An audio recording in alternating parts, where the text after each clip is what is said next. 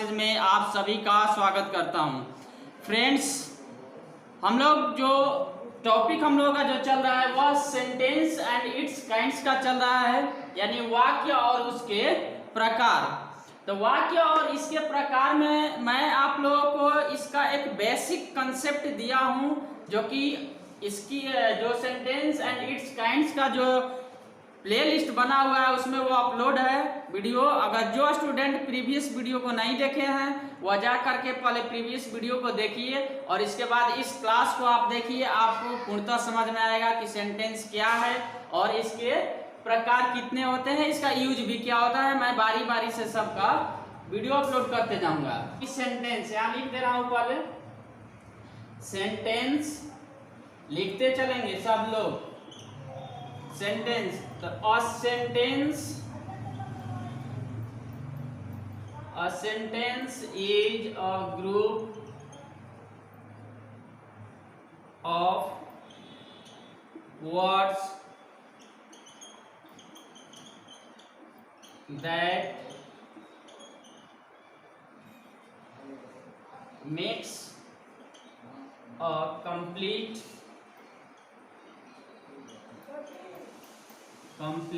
sense,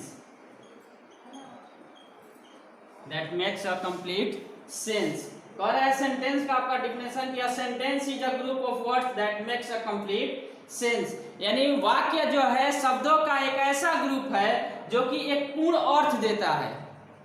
वाक्य जो है शब्दों का एक ऐसा ग्रुप है जो कि एक पूर्ण अर्थ देता है। तो अब इसे यस हम लोगों का स्पष्ट हो रहा है कि अगर शब्दों का ग्रुप होगा, वाक्य जो है शब्दों का पहले क्या होगा, ग्रुप होगा। अगर अर्थ निकलेगा तो हम लोग सेंटेंस कहेंगे, अगर अर्थ नहीं निकलेगा तो उसको सेंटेंस नहीं कहेंगे। जैसे देखिए इसमें मैं आप लोगों को समझा रहा हूं, जैसे उसी प्रीवियस क्लास का एग्जांपल्स ले लेते हैं। जैसे मान लीजिए अगर हम लोग कह रहे हैं राम रीड्स, राम रीड्स देखेंगे। अब यहाँ इसका हिंदी हो रहा है कि राम पढ़ता है, राम पढ़ता है। इसमें कितना वर्ड आया है, 2। और भी सेंटेंस लिख दे रहे हैं, जैसे she is going to market, she is going to market. और लिखें, चलिए एक और ले लो, they have a toy, ठीक, they have a toy। थोड़ा हम लोग इसमें कंसेप्ट जान लेते हैं, इसके बाद में एग्जांपल्स पूर्णतः लिखूंगा जो कि सेंटेंस केवल इसमें जानने के लिए अभी हम लिखे हैं 3 सेंटेंस। अब इसमें देखिए कह रहा है कि ये राम रीड्स, मतलब इसमें 2 वर्ड्स आए हैं केवल, एक राम है और एक रीड्स। अब इसी को मैं यहाँ लिख दे रहा हूँ, क्या, रीड्स राम। तो इसका अर्थ निकल रहा है, कोई भी इसका अर्थ निकल रहा है रीड्स राम। ये कोई यहाँ वर्ड ही नहीं बना रहा है, रीड्स होगा ही नहीं पहले। तो ये क्या है, ये जो है सेंटेंस नहीं कहलाएगा। क्यों नहीं कहलाएगा, क्योंकि यह शब्दों का एक ग्रुप है, शब्दों का एक क्या है, ग्रुप है, लेकिन इसका अर्थ नहीं निकल रहा है, लेकिन इसका अर्थ क्या हो रहा है, नहीं निकल रहा है। इसलिए हम लोग इसको सेंटेंस नहीं कहेंगे, इसलिए इसको हम लोग क्या नहीं कहेंगे, सेंटेंस नहीं कहेंगे। और जैसे ये Sita is going to market, अब इसको भी चेंज कर दो। अगर मान लेते हैं लिख दिया यहाँ मार्केट, पहले मार्केट, तब लिखेगा इज टू, फिर कर देते हैं सीता, सीता, तब कर देते हैं क्या बच गया, गोइंग, गोइंग। अब इसका अर्थ निकाल के देखिए आप लोग, इतना ही वर्ड इसमें भी है, सी है, सीता नहीं है, सी है, सॉरी,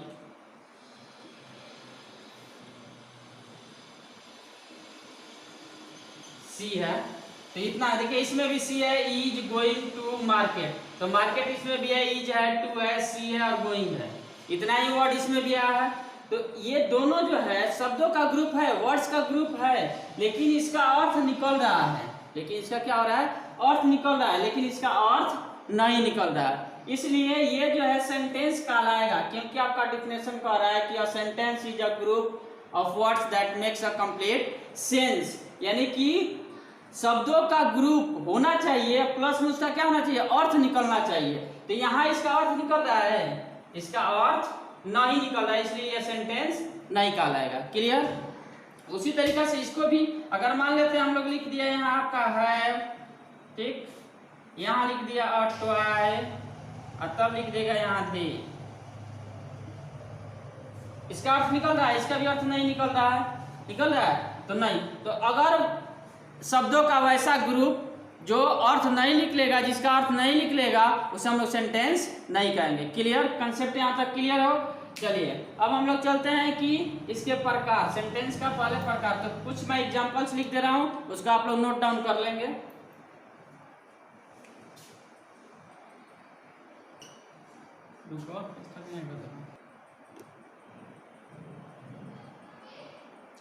देखेंगे फ्रेंड्स, या मैं एग्जांपल में लिख दिया हूँ राम रीड्स, ये सब आप लोग लिख लेंगे।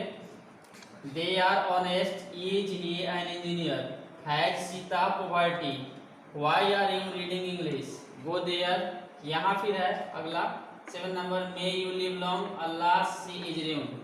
अब इसमें आप लोग देख रहे होंगे कि कहीं कहीं जैसे ये तो सिंपल है, ये भी दे आर ऑनेस्ट, ये आप लोग पढ़े हैं, वे लोग ईमानदार हैं, ये सेंटेंस मैं पढ़ा चुका हूँ आप लोगों को। ये जी एन इंजीनियर, ये भी सेंटेंस आप लोग पढ़ चुके हो।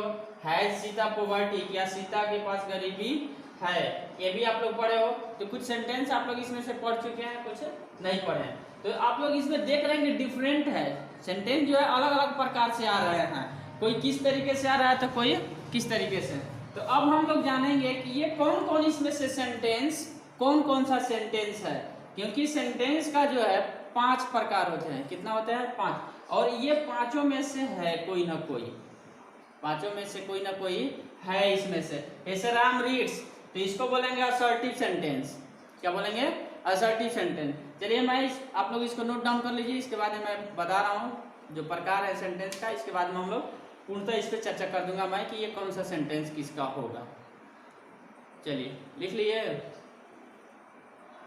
चलिए अगला टॉपिक लिखेंगे, there are 5 kinds of sentences.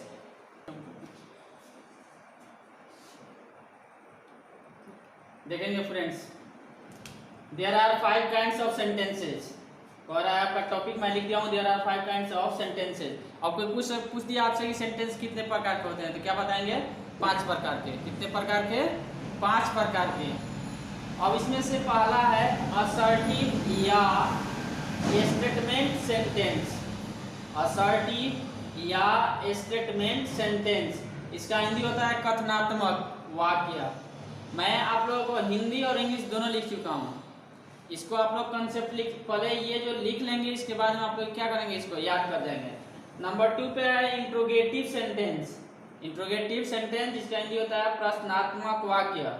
तीसरा है इंपरेटिव या कमांड सेंटेंस, इसका हिंदी होता है आज्ञावाचक वाक्य। चौथा है ऑप्टेटिव सेंटेंस, इच्छावाचक वाक्य। एक्सक्लामेटरी सेंटेंस, विस्मयादि बोधक। तीसरा क्या है, लास्ट क्या है, एक्सक्लामेटरी सेंटेंस, विस्मयादि बोधक। ठीक, अब इसमें हम लोग चलेंगे, क्या करेंगे, जो आप लोग बुक देख रहे हैं या कोई भी ग्रामर का, ये 5 ही सेंटेंस से लिखा हुआ है।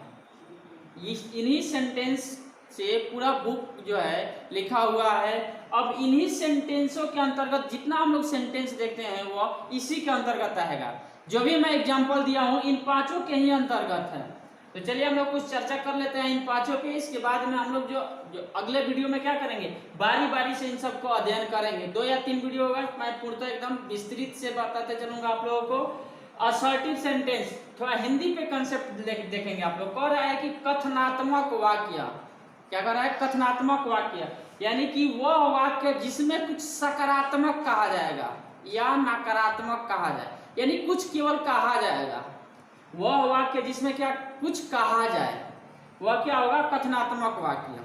अब किसी भी तरीके से कहा जाए, चाहे वह सकारात्मक भाव से कहा जाए या नकारात्मक भाव से कहा जाए।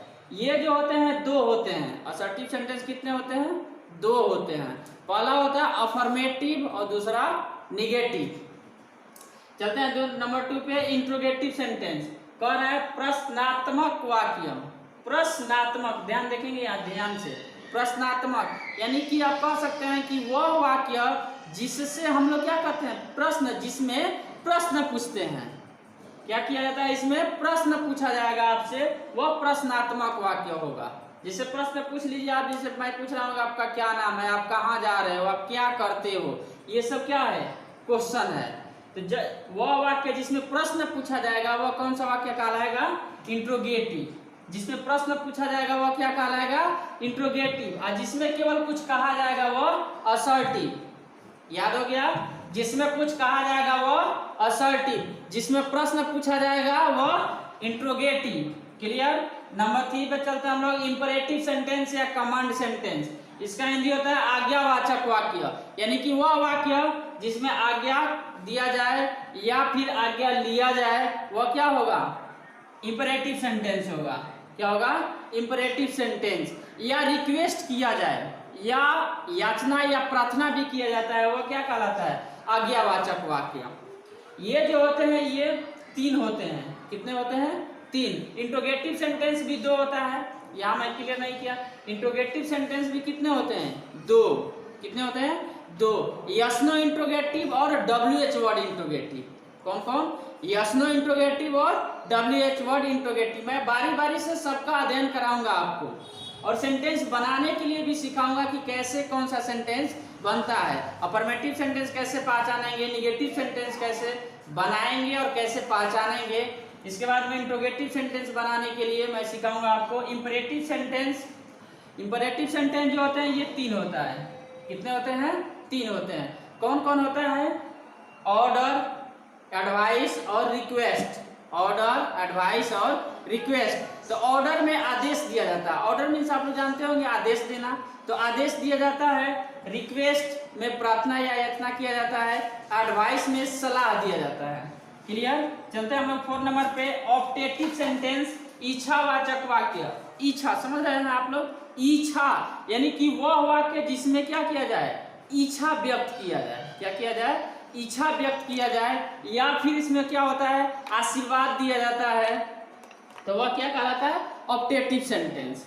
एक्सक्लेमेटरी सेंटेंस, आपका लास्ट पॉइंट है विस्मयादि बोधक। एक्सक्लेमेटरी सेंटेंस यानी कि विस्मयादि, विषम परिस्थिति में जो आकस्मिक कोई घटनाएं हो जाए वही विस्मयादि सेंटेंस है। यानी वह सेंटेंस जिससे आकस्मिक दुख, सुख या किसी भी स्थिति का जो भोग विलाप करने का भाव निकले वह क्या कहलाएगा, विस्मयादि बोधक। Exclamatory sentence. अब इसमें कुछ सेंटेंस मैं आप लोगों को लिखा था राम रीड्स, तो अब आप लोग उसे फाइंड कर सकते हो कौन है। कि राम रीड्स जो है असर्टिव सेंटेंस, उसमें कुछ लगा हुआ है, प्रश्न पूछा जा रहा है नहीं, इच्छा व्यक्त किया जा रहा है नहीं, ऑर्डर दिया जा रहा है नहीं, तो कौन सा हो जाएगा, असर्टिव। इंट्रोगेटिव प्रश्न, जिससे प्रश्न पूछने वाला, इसमें पहचानने के लिए सिंपल सा है कि यह क्वेश्चन वर्ड से शुरू होता है और अंत में क्वेश्चन मार्क लगा रहता है। क्या लगा रहता है, क्वेश्चन मार्क। तो इतना आप लोग, आई होप कि वीडियो आप लोगों को समझ में आया होगा। इसको लिख लीजिए और याद कीजिए। हम लोग अगले वीडियो में मिलेंगे, बारी बारी से अध्ययन करेंगे, पहले असर्टिव सेंटेंस को अध्ययन करेंगे। आई होप आप लोगों को वीडियो पूर्णतः समझ में आया होगा। अगर क्लियर समझ में आ रहा है वीडियो तो लाइक कीजिए, शेयर कीजिए और जमकर कमेंट कीजिए। और मेरे चैनल पे जो स्टूडेंट नए हैं वह जल्द से जल्द मेरे चैनल को सब्सक्राइब कर लीजिए, क्योंकि मैं स्टार्टिंग से आपको धीरे धीरे इंग्लिश का ग्रामर का कंसेप्ट देते चल रहा हूं।